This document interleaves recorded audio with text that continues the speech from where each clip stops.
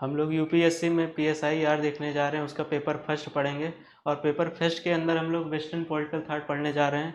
Western political that में हम लोग को प्लेटो को पढ़ना है, अरिस्टोटल को पढ़ना है, मैकियावेली, हाफ लाख, मील को पढ़ना है, मार्क्स को पढ़ेंगे, ग्रामस्की, हन्ना अरेंड, इन सबको हम लोगों को पढ़ना है। तो किसी भी विचारक को समझना होगा, सबसे पहले प्लेटो को पढ़ने चल रहे हैं। किसी भी विचारक को समझने के लिए सबसे आवश्यक है कि हम देखें उसका सामाजिक संदर्भ क्या था। आप यूपीएससी करना चाह रहे हो तो क्यों यूपीएससी करना चाह रहे हो?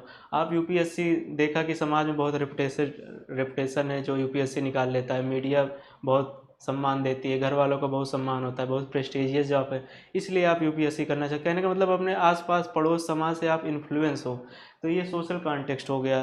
तो किसी के भी विचार पे क्या होगा, सामाजिक परिवेश का प्रभाव पड़ेगा, सकारात्मक भी पड़ सकता है, नकारात्मक भी पड़ सकता है। अच्छा, कई बार आप मेट्रो में जा रहे होते हैं, आप देखते हैं कपल कुछ गतिविधियों में संलिप्त पाए जाते हैं, उन कहीं देखा नहीं होता, कहीं से इन्फ्लुएंस नहीं होते, बस उनकी स्वबोध है, स्वेच्छा है, जागृत हो जाती है और ऐसी गतिविधियां करने लगते हैं। मतलब सामाजिक संदर्भ ठीक है किसी को समझने के लिए, लेकिन ये पर्याप्त नहीं है, हमें व्यक्तिगत संदर्भ को भी समझना होगा, इंडिविजुअल कॉन्टेक्स्ट जो है वो भी इम्पोर्टेंट है। अच्छा, गांधी को हम पढ़ते हैं तो गांधी भाई सबने अवज्ञा बात ही करेंगे। जो डेविड थोरो को पढ़ेगा, जो रस्किन को पढ़ेगा, वो सर्वोदय की बात करेगा ही।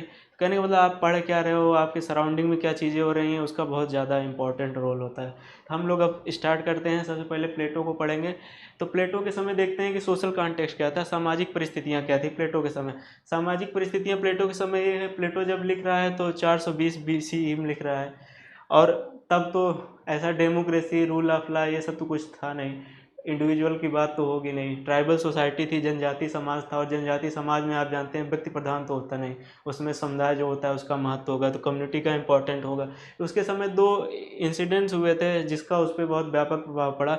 एक तो पेलोपेनेशियन वार हुआ था। इसमें क्या हुआ, स्पार्टा ने एथेंस को पीट दिया। 10,000 की जनसंख्या लेकर स्पार्टा ने 50,000 की जनसंख्या के एथेंस को पीट दिया। और प्लेटो जो है एथेंस का है, तो उसने देखा कि भाई राज्यों के मध्य संघर्ष हो रहा है, टकराव हो रहा है, गुटबंदी है, अलगाव है, ये सब उसने देखा, तो बहुत व्यथित था प्लेटो इन सब चीज़ों से। और सुकरात जो है प्लेटो का गुरु है, तो प्लेटो सुकरात से बहुत प्रभावित है, और सुकरात को तीतातियों के शासन द्वारा जो है मृत्युदंड दिया जाता है। तो ये जो पॉलिटिकल सिस्टम है उस समय का, उससे खुश नहीं है। और पॉलिटिकल सिस्टम था कैसा उस समय की बात किया जाए तो डेमोक्रेसी थी, लेकिन आज की डेमोक्रेसी नहीं थी, वो लॉटरी बेस्ड डेमोक्रेसी थी। लॉटरी बेस्ड डेमोक्रेसी मतलब कोई भी ऐसे धोबी नाई मोची चाय वाला राजा बन जाता था इसके समय, इसलिए ये खुश नहीं था। और तो वो आलोचना करता है डेमोक्रेसी की और अपना फिलासफर किंग का सिद्धांत देगा, ये उसका सोशल कॉन्टेक्स्ट है। और हम लोग जब इंडिविजुअल कॉन्टेक्स्ट की बात करते हैं, इंडिविजुअल कॉन्टेक्स्ट क्या है, तो वो एक्सट्रीमिस्ट है, अतिवादी है। अतिवादी है तो मध्यम मार्ग को तो अपनाएगा नहीं, सामान्य बात को तो अपनाएगा नहीं, हमेशा एक्सट्रीमिस्ट बात ही करेगा। और प्लेटो जो है अनमैरिड में है, अविवाहित है। अच्छा, विवाह ना करने के बहुत सारे निहितार्थ हैं। विवाह क्या है, कल्चर है, ट्रेडिशन है, जो समाज में चला आ रहा है लंबे समय से, उसको नहीं मान रहा है कि मतलब है कि वो परंपरा को नहीं मान रहा है। क्यों परंपरा को नहीं मानता? क्या वो ऐसी चीज़ को मानता ही नहीं जो शाश्वत ना हो। भाई विवाह हुआ, कल को टूट जाए, हाँ, तो जो चीज़ परमानेंट है ये वो सत्य नहीं मानता, वो ऐसे सत्य की बात करता है जो परमानेंट हो, शाश्वत हो, क्षणिक ना हो। तो ये हमने देखा उसका इंडिविजुअल कॉन्टेक्स्ट, तो वो रूल को नहीं मानेगा, ट्रेडिशन को नहीं मानेगा। और हम लोग उसके ये सिद्धांत को देख रहे हैं, दर्शन को देख रहे हैं। पहले उसने कहा वर्च्यू इज नॉलेज। सुकरात ने कहा कि दो तरह के वर्चू होते हैं, एक कहा आत्मा और दूसरा कहा सूल। कहा आत्मा का ज्ञान हो जाए और ईश्वर का ज्ञान हो जाए, यही सद्गुण है, सुकरात ने कहा। और उसके विचारों से प्लेटो बहुत प्रभावित था। प्लेटो ने कहा सद्गुण ही ज्ञान है। सद्गुण का मतलब क्या है? और इसके लिए उसने टीलियोलॉजिकल मेथड का यूज किया। टीलियोलॉजिकल मेथड मतलब सउद्देश्यात्मक पद्धति। यह पद्धति ये कहती है कि इस ब्रह्मांड में जो कुछ भी है उसका एक ऑब्जेक्टिव है, इस ऑब्जेक्टिव के लिए वो है। ये मार्कर है, मार्कर का ऑब्जेक्टिव है कि इससे लिखेंगे। सूर्य का ऑब्जेक्टिव क्या है? प्रकाश देना। जल का ऑब्जेक्टिव क्या है? प्यास बुझाना। तो जो कुछ भी है सबका ऑब्जेक्टिव है। इसी तरह इस मनुष्य शरीर का जो है उसका भी एक ऑब्जेक्टिव है, और वो ऑब्जेक्टिव क्या है? मोरस वर्चुअल लाइफ, नैतिक आध्यात्मिक जीवन का यापन करना ही क्या है? व्यक्ति का सद्गुण है। इसके लिए उसने केव का एग्जाम्पल दिया। केव का एग्जाम्पल क्या है? उसने कहा कि एक गुफा है, गुफा के अंदर कई सारे लोग हैं, ऊपर से एक पक्षी जाता है, तो गुफा में उसकी परछाई देखती है, तो परछाई तो उल्टी दिखेगी, वो उसको समझ रहे हैं कि यही पक्षी है। लेकिन एक व्यक्ति उसमें से बाहर चला जाता है, वो आके वापस बताता है कि भाई पक्षी तो हम गलत समझ रहे थे, पक्षी तो दूसरी तरीके से उल्टा हम समझ रहे थे। तो इसी तरह से हम लोग भी है, भौतिकतावाद ने हमें घेर रखा है चारों ओर से, और इसके ऊपर हम निकल ही नहीं पा रहे हैं। स्पिरिचुअलिटी, मोरलिटी, इन सब पे ध्यान ही नहीं है, हम लोग केवल क्या है, भौतिकता में ही बड़े पड़े हैं। तो इससे बाहर निकलना होगा हम लोग को। और जो प्लेटो का दार्शनिक राजा है वो ऐसा ही राजा है, उसके लिए भौतिकता मायने नहीं रखती, क्योंकि उसकी आत्मा ही सोने की है। और दूसरा उसने कहा reality is the shadow of ideas, यथार्थ जो है प्रत्ययों की प्रतिछाया है। अच्छा, रियलिटी क्या है? रियलिटी है ये बॉडी है, ये रियल है, हाँ। और आइडिया क्या है? सूल। आत्मा क्या है? आइडिया है। और सुंदरता जैसे एक आइडिया है, विचार है। और सुंदर वस्तुएं, आपको स्त्री में सुंदरता नज़र आ जाएगी, प्रकृति में सुंदरता नज़र आ जाएगी। तो वो मानता है कि भाई ये सब जो है क्या है, प्रत्ययों की प्रतिछाया है। प्रत्यय क्या है? सुंदरता क्या है? प्रत्यय है। और सुंदर वस्तुएं क्या है? उसकी प्रतिछाया है, शैडो है। रिपब्लिक क्या है? प्रत्यय है। एथेंस स्पार्टा क्या है? रियलिटी है। तो ये चीज़ है, हम लोग देखेंगे। सूल क्या है? सूल प्रत्यय है। बॉडी क्या है? रियलिटी है। फिलासफर किंग की बात की, प्लेटो ने दार्शनिक राजा की बात की। क्यों दार्शनिक राजा की बात की? तो उस समय जैसे मैंने बताया कि डेमोक्रेसी था। डेमोक्रेसी जो था वो क्या था?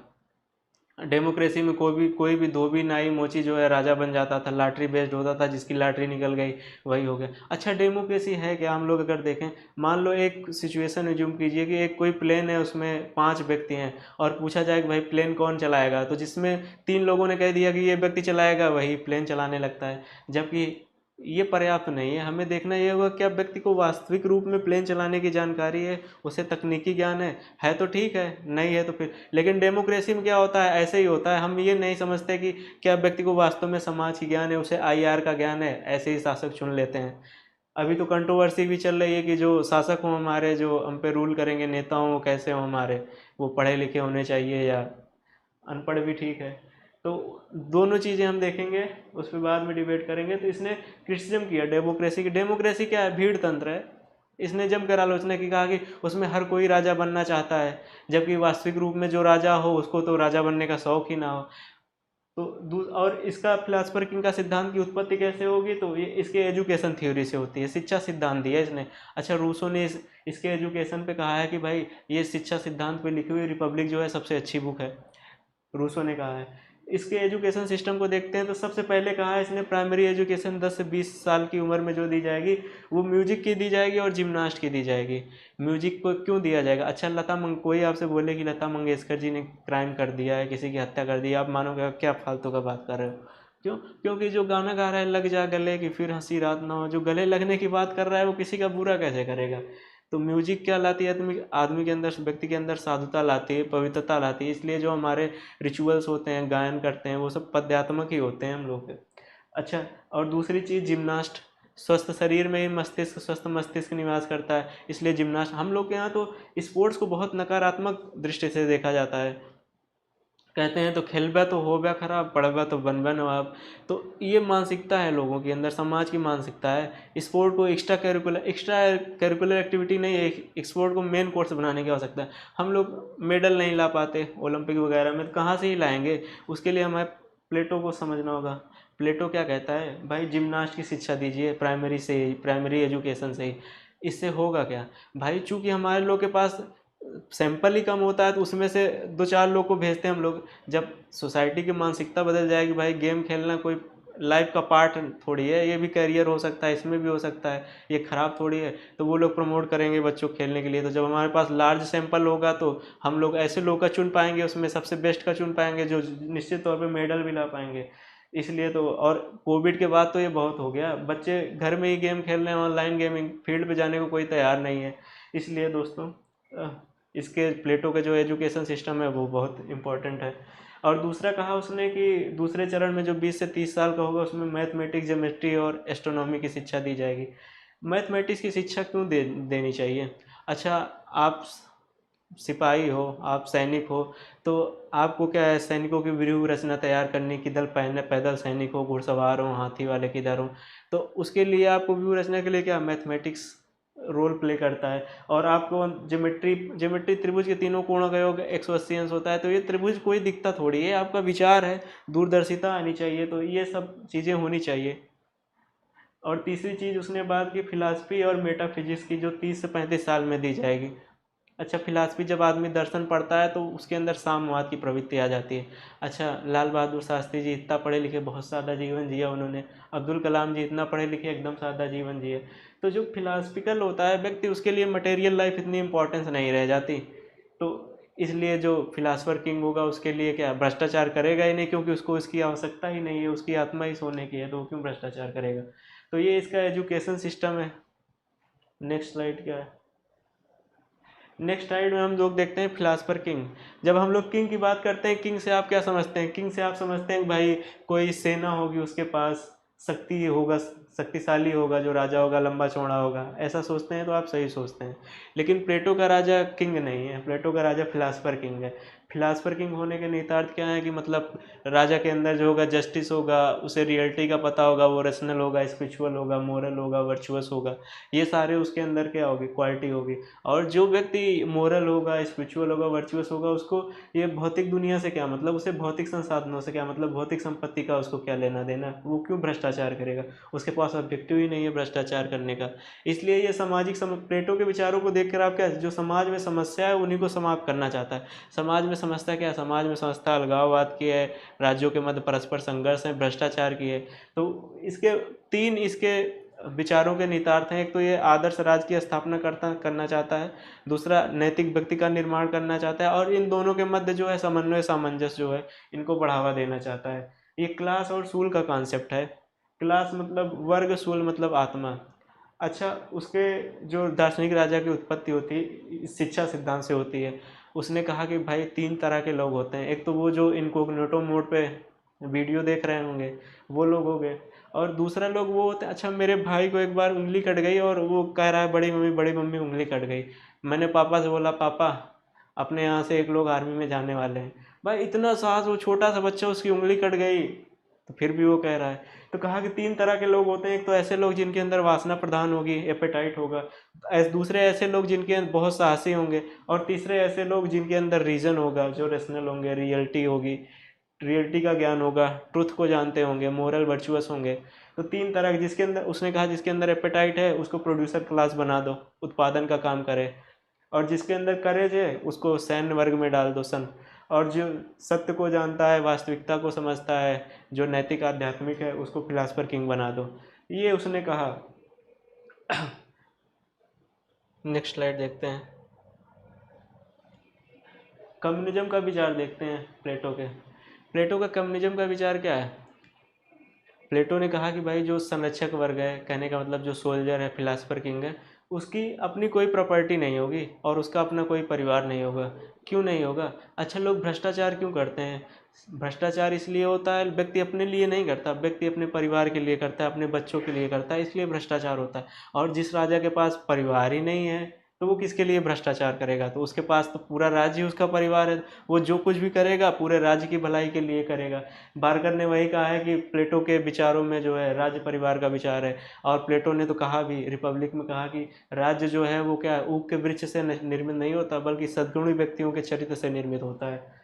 और अशोक को देखो, अशोक ने भी कहा था कि प्रजा मेरी संतान जैसी है। अच्छा, जो राजा ऐसा है, प्रजा को अपनी संतान मान रहा है, तो जो लोगों का दुख है वो लोगों का दुख है कि राजा का दुख है? तो वो राजा का दुख है। कितनी बड़ी बात है। तो जो ऐसा राजा होगा तो फिर समाज में भ्रष्टाचार ही नहीं रहेगा, एकदम सामंजस्य समन्वयपूर्ण समाज रहेगा। किसी को कोई भी तकलीफ होगी, राज्य हाजिर रहेगा तुरंत ही। नेक्स्ट स्लाइड देखते हैं। प्लेटो के जस्टिस का कॉन्सेप्ट देखते हैं। जस्टिस है क्या प्लेटो का? तो प्लेटो ने कहा कि प्रकृति में न्याय है, न्याय जो है प्राकृतिक है। प्रकृति में न्याय कैसे है? उसने कहा भाई स्थल है तो समुद्र भी है। उसने कहा कि उच्च भूमि है तो निम्न भूमि है, पर्वत है तो खाई भी है, फर्टाइल लैंड है तो अनफर्टाइल लैंड भी है। तो ये एक साम्यता बनी हुई है, सामंजस्य बना हुआ है, समन्वय बना हुआ है, जिसको उसने न्याय की संज्ञा दी। कहा जब यही समन्वय सामंजस्य क्या है समाज में स्थापित हो जाए तो हम कहेंगे सामाजिक न्याय है। तो प्लेटो के अकॉर्डिंग जस्ट सोसाइटी कैसी होगी, समाज में न्याय कब होगा?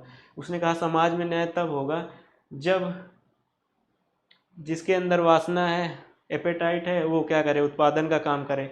जिसके अंदर करेज है वो साहस सैनिक वर्ग में चला जाए, और जिसके अंदर रीजन है वो फिलासफर किंग हो जाए। जब ऐसा होगा तो समाज में सामंजस्य बनेगा, समन्वय बनेगा। और इससे दो चीज़ें होगी। दो चीज़ें क्या होगी, एक तो उसने कहा डिवीजन ऑफ फंक्शन होगा, कार्यों का विभाजन हो गया, भाई एपेटाइट वाला उत्पादन करेगा, जो सैनिक जिस साहस है वो सैनिक में चला जाएगा, जिसके अंदर रीजन है वो फिलासफर किंग बन जाएगा, तो ये डिवीजन ऑफ फंक्शन होगा। और कोई व्यक्ति एक ही काम को बार बार करता रहेगा तो उसको स्पेशलाइजेशन हो जाएगा उस चीज़ में। तो दूसरा जो होगा स्पेशलाइजेशन ऑफ फंक्शन होगा, कार्यों का विशेषीकरण होगा। और व्यक्ति में न्याय कैसा होगा, इंडिविजुअल में जस्टिस कैसा होगा, उसको हम लोग देखेंगे। लेकिन पहले नेक्स्ट स्लाइड देखते हैं। प्लेटो ने सोफिस्टों को बुलाया, भौतिकवादी उस समय के जो थे सबको बुलाया। सेफाल्स को बुलाया, कहा सेफाल्स बताओ न्याय क्या है। तो सेफाल्स कहता है speaking truth and paying his own डेप्ट, कह रहा है कि सत्य बोलना और अपने कर्ज को चुका देना यही न्याय है। तो कह रहा है कि भाई तुम सही नहीं हो, सभी परिस्थितियों में सत्य बोलना तो ठीक नहीं है। अगर झूठ बोलने से किसी का घर बस रहा हो, झूठ बोलने से किसी निर्दोष की जान बच रही हो, ऐसा झूठ भी सत्य है। हाँ, और तिरुक्कल में कहा गया है कि अगर असत्य जो है उसका उद्देश्य जो है सार्वजनिक निष्कलंक का है, तो वो भी क्या करता है, सत्य का स्थान ले लेता है। फिर कहा सेफाल्स का ईसा ने पॉली मार्कस, ये भी सोफिस्ट था, पूछा कि तुम बताओ पॉली क्या है न्याय। तो कह रहा है टिट फॉर टेट, जो जैसा करे वैसे। अच्छा, आईपीएल 2023 में क्या हुआ, गंभीर और कोहली के बीच गर्मा गर्मी हो गई। तो कोहली ने यही कहा भाई अगर आप दूसरे को उंगली कर रहे हो तो खुद भी उंगली लेना सीखो, यही है टिट फॉर टेट, जो जैसा करे उसके साथ वैसा करो। अच्छा, आँख के बदले आँख मांगोगे तो दोस्त दुनिया अंधी हो जाएगी। तो पॉली मार्कस का भागो तुम भी काम के नहीं हो। थ्रेसी मैक्स को बुलाया, भाई बताओ थ्रेसी क्या है शक्ति। तो कहा कि जो शक्तिशाली कहे वही शक्ति है। माओ ने भी कहा था power resides behind the barrel of gun, शक्ति जो है बंदूक के नोक से निकलती है। तो उसने कहा तुम तो भाई क्या ही गरीब असहाय कमजोर लोग जो हैं उनका क्या होगा, ऐसे न्याय का सिद्धांत दोगे। तो बोला ग्लूकान तुम बताओ न्याय क्या है। न्याय उसने कहा कि भाई विधि आधारित है, ये क्या है, एक तरह से कॉन्ट्रैक्ट है। विवाह होता है तो पति पत्नी एक तरह का कॉन्ट्रैक्ट ही तो है। अच्छा, मालिक किराएदार ये भी क्या है, कॉन्ट्रैक्ट ही है। इसको उसने कहा तुम सब फालतू हो, तुम लोग को न्याय का सिद्धांत पता नहीं है। तो प्लेटो ने कहा मैं बताता हूँ न्याय क्या है। तो प्लेटो ने न्याय का क्या बताया, कहा कि giving individual what he deserve, कहा व्यक्ति को वो दे दो जो वो जिसके वो योग्य हो। तो व्यक्ति किसके योग्य, अगर तो वो डिसाइड होगा कि व्यक्ति के अंदर एट्रीब्यूट्स क्या हैं। अगर व्यक्ति के अंदर एपेटाइट है तो व्यक्ति प्रोड्यूसर क्लास में जाएगा। अगर व्यक्ति के अंदर करेज है तो वो सोल्जर होगा। अगर व्यक्ति के अंदर स्पिरिचुअलिटी है, मोरलिटी है, तो वो क्या होगा, फिलासफर किंग होगा। तो ये उसने कहा कि ये इंडिविजुअल में जस्टिस है। नेक्स्ट स्लाइड देखते हैं। ये हो गया क्रिटिसिज्म। प्लेटो का क्रिटिसिज्म क्या है, प्लेटो की आलोचना कई लोगों ने की है।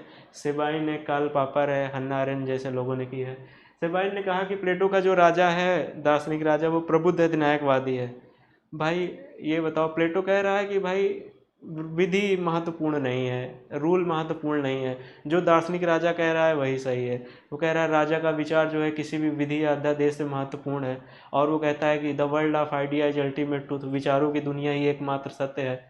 और उसने कहा जो कुछ भी है इस दुनिया में सब विचारों की परिणति है। भाई इंफोसिस कैसे बना, पहले बनाने के बारे में सोचा होगा तब तो इंफोसिस बना। ये घर कैसे बना, पहले विचार आया तब तो बना। उसने कहा सब कुछ जो भी है विचारों की परिणति है। तो इसलिए उसने विचार को बहुत कहा कि राजा के सद्गुणी है, उसके नैतिकता वैतिकता परीक्षण की आवश्यकता नहीं है। तो भाई ऐसे किसी को इतनी शक्तिशाली पद दे रहे हो और कोई रूल ना हो, कोई कॉन्स्टिट्यूशन ना हो, उसको रेगुलेट करने वाली बॉडी ना हो, तो एक्टन, लॉर्ड एक्टन का स्टेटमेंट है कि power corrupt absolute, power corrupt absolutely, शक्ति भ्रष्ट करती है और संपूर्ण शक्ति संपूर्ण रूप से भ्रष्ट करती है। अच्छा, रावण जो है, रावण क्या था, दार्शनिक था, फिलोसफर था, किंग था, लेकिन क्या हो गया, करप्ट हो गया ना, भ्रष्टाचारी हो गया, उसका आचरण भ्रष्ट हो गया। तो इसलिए आप ऐसे नहीं कह सकते कि दार्शनिक राजा, ऐसे आदर्शवादी बातें मत करो, सेबाइन कहता है फालतू की बातें हैं। कार्ल पापर ने लिखा है एक book, open society and it's enemy, खुले समाज और उसके शत्रु, एक बुक लिखी। और इसमें कहा कि भाई प्लेटो, हीगल, मार्क्स, ये सब जो हो गए खुले समाज के शत्रु हैं। तो पूछा गया भाई क्यों खुले समाज। अच्छा, प्लेटो ने किया क्या, प्लेटो ने व्यक्ति की कृत्रिम व्याख्या की, कहा कि भाई तुम्हारे अंदर ये गुण है तो ये बन जाओ, वो गुण है तो वो बन जाओ। अच्छा, ऐसे मनुष्य वो है क्या, वस्तु है क्या, मनुष्य की तो व्याख्या ही नहीं की जा सकती दोस्त, वस्तु की व्याख्या संभव है। तो इसने मनुष्य को वस्तु रूप में परिभाषित किया। अच्छा, हन्ना अरेंट जैसे लोगों ने कहा कि ये जो प्लेटो है ये तो फांसीवाद लाया है, फांसीवाद का वैचारिक आधार रखा है प्लेटो ने, क्योंकि इसने मनुष्य की क्या है, कृत्रिम व्याख्या की। यही तो राज्यों ने कहा, राज्यों ने कहा भाई मुझे आपकी उच्चतर इच्छा का ज्ञान है, और व्यक्ति ने अपने स्वतंत्रता अधिकार त्याग दिए राज के लिए। यही तो टोटलिटेरियन गवर्नमेंट है। इसलिए इसकी आलोचना की जाती है कि भाई ये खुले समाज, ये स्वतंत्र विकास नहीं होने देता, ये व्यक्ति की ऐसे कृत्रिम रूप से व्याख्या करता है। व्यक्ति की व्याख्या ही नहीं की जा सकती भाई। अगर व्यक्ति की व्याख्या हो जा रही तो वो फिर व्यक्ति नहीं है, वो वस्तु है। इसलिए वादा तो करें मिलने का, लेकिन कभी मिलना मत। मिल गए तो आप व्याख्या हो गई आपकी, आप वस्तुनिष्ठ हो गए। ये हो गया प्लेटो की आलोचना। नेक्स्ट स्लाइड देखते हैं। अच्छा, प्लेटो की एक और बुक है, एक रिपब्लिक है, दूसरा द लाज है। तो इसमें क्या है, रिपब्लिक में प्लेटो ने क्या किया, परिवार को नहीं माना, संपत्ति को नहीं माना, संविधान को नहीं माना, नियम को नहीं माना, साम्यवाद को माना इसने। लेकिन द लाज में इसने क्या किया, इन सब को माना। क्यों माना, क्योंकि भाई परिवार क्या ऐसे बाधक थोड़ी है। परिवार में जो व्यक्ति है, बच्चा है, उसको विभिन्न गुण सिखाए जाते हैं। बड़ों का सम्मान करना है, प्रेम, दयालुता, करुणा, इनकलकेशन ऑफ वैल्यूज में फैमिली का बहुत इंपॉर्टेंट रोल होता है। अच्छा, हम लोग के यहाँ GS 4 पेपर में हम लोग के यहाँ एथिक्स पेपर बना दिएगा। एथिक्स पेपर पढ़ के भ्रष्टाचार रुक जाएगा? नहीं रुकेगा, क्योंकि भाई व्यक्ति के अंदर रेशनल प्रधान हो जाता है जैसे उसकी एज बढ़ती है, रीजन प्रधान हो जाता है। लेकिन जब व्यक्ति बच्चा होता है तो उसके अंदर मूल्य प्रधान होते हैं। जो वैल्यू वहाँ पे उसको दे दी जाती है वो उसके साथ जीवन पर्यंत बनी रहती है। इसलिए उसने माना कि नहीं भाई फैमिली होनी चाहिए, फैमिली का तो इम्पोर्टेंस है। अच्छा, प्रॉपर्टी के पहले उसने माना कि भाई भ्रष्टाचार होता है, प्रॉपर्टी वर्टी हो ही ना राजा के पास। अच्छा, ये बताओ मिल बिलिंडा गेट्स इतना खर्च क्यों कर पाते हैं? क्योंकि उनके पास पैसे हैं। बीइंग ह्यूमन कौन चला पाएगा? जिसके पास पैसे होगा। तो जिसके पास पैसे ही नहीं है तो भाई अगर किसी गरीब की मदद करनी है, पैसे हो गए तब तो मदद करोगे आप। तो इसलिए प्रॉपर्टी अपने आप में दिक्कत नहीं है, संपत्ति साधन है, उसका यूज कैसे करते हो उससे डिसाइड होता है। फिर बाद में इसने माना ठीक है भाई प्रॉपर्टी भी होना चाहिए, रूल कॉन्स्टिट्यूशन को भी माना, सब माना, कम्युनिज्म को नहीं माना उसने। अच्छा, सब ideal state of Plato is ideal state of Aristotle. जो प्लेटो का उप आदर्श राज है वो अरस्तु का आदर्श राज है। प्लेटो का उप आदर्श राज क्या है? यही है, द लाज जो है प्लेटो का उप आदर्श राज है। तो मतलब अरस्तु जो भी बातें करेगा तो वो फैमिली को मानेगा, प्रॉपर्टी को मानेगा, रूल कॉन्स्टिट्यूशन इन सबको मानेगा। ठीक है, नेक्स्ट स्लाइड देखते हैं।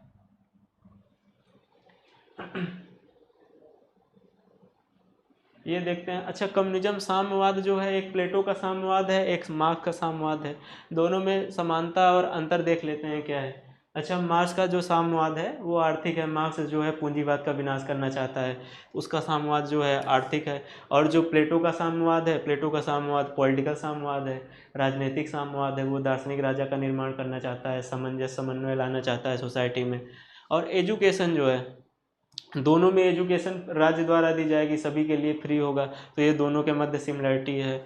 इसके अलावा दोनों के मध्य एक अंतर ये है कि प्लेटो का जो कम्युनिज्म है वो अर्ध साम्यवाद है, जबकि मार्क्स का साम्यवाद सभी पे लागू होता है, तो लोकतांत्रिक है। ये अर्ध क्यों है? क्योंकि ये संरक्षक वर्ग पे लागू होता है। प्रोड्यूसर क्लास जो है उसका अपना परिवार होगा, अपनी संपत्ति होगी, लेकिन जो गार्जियन क्लास है उसका नहीं होगा।